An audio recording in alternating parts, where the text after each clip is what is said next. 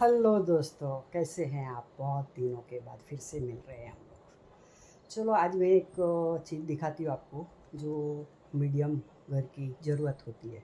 जैसे अभी गर्मी चालू हो गई तो मैंने एक फ़ैन ख़रीदा है जो रिमोट कंट्रोल से भी चलता है और उसका बिल भी कम आता है, वैसे लोग बोल रहे हैं। ये कोई स्पॉन्सर वीडियो नहीं है।